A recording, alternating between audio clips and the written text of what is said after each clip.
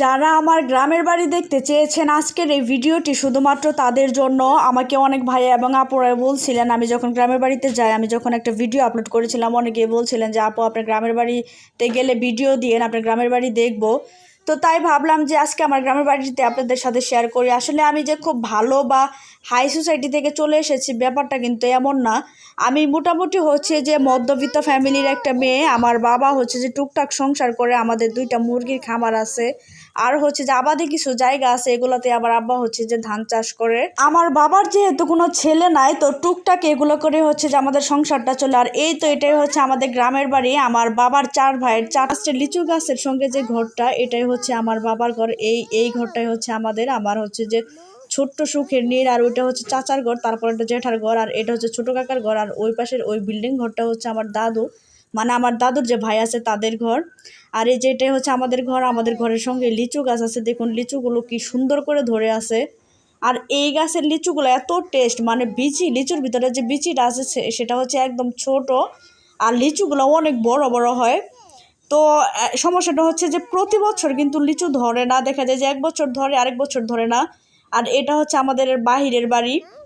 আর আমার একটু খোলামেলা বাড়ি পছন্দ, যেহেতু ছোটোবেলা থেকে এরকম খোলামেলা বাড়িতে আর কি বড় হয়েছি। যে এটা হচ্ছে চাচার ঘর, আর তারপরটা হচ্ছে আমার বড় জ্যাঠার ঘর। বড় জ্যাঠা এখনও ঘর দেয় না, ওনারা ঘর দিবে। আর এই যে বাড়ির সামনে, এই যে এটাই হচ্ছে আমাদের বাড়ির পুকুর আর কি। তো এই যে বাড়ির পুকুরের পরে এই যে রাস্তা, এটাই হচ্ছে রাস্তা, দেখুন রাস্তা দিয়ে গাড়ি যাচ্ছে। আমাদের বাড়ির সঙ্গে একদম রাস্তা। আর এই বাড়ির সামনে সমস্ত জায়গাগুলো, এইগুলো হচ্ছে সবগুলাই আমাদের। তো এই হচ্ছে আমাদের ছোট্ট সুখের নীড় আর কি, শান্তির জায়গা। মনে হয় যখন গ্রামের বাড়িতে যায় তখন মনে চায় না যে আর বাবার বাড়িতে চলে আসি। তো এই যে এটাই হচ্ছে আমাদের ঘর। তো যারা আমার গ্রামের বাড়ি দেখতে চেয়েছিলেন, আজকের ভিডিওটা শুধুমাত্রই কিন্তু তাদের জন্য। আর আমি দেখুন আমার লিচু গাছে কি সুন্দর করে লিচুগুলো ধরে আছে। আর কিছুক্ষণ আগে হচ্ছে যে আমার আব্বা এই লিচু গাছে আর কি বিষ দিয়ে দিচ্ছিল।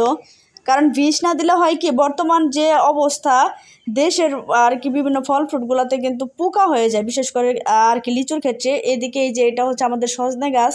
আমার আব্বা হচ্ছে যে সজনে পাড়ছিল। আজকে আমি হচ্ছে যে বাসায় চলে যাব, এই জন্য আব্বা হচ্ছে যে আমাদের টুকটাক শাকসবজি চাষ করা হয়। এখন হচ্ছে যে যেগুলো চাষ করা হয়েছে সেগুলো হচ্ছে ডাঁটা, মানে ডাঙ্গা বলি আমরা, অনেকে ডাঁটা বলে।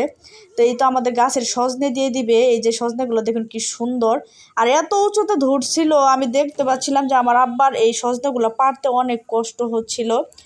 তো আমি না করছিলাম যে আব্বা এগুলো দেওয়ার দরকার নেই, তারপরে এই দেখুন কতটা উঁচুতে এই সজনেগুলা, আর কি সুন্দর করে ধরে আছে। আর এদিকে মা হচ্ছে যে দেশি মুরগি রান্না করছে আমাদের জন্য, চলে আসবে বলে।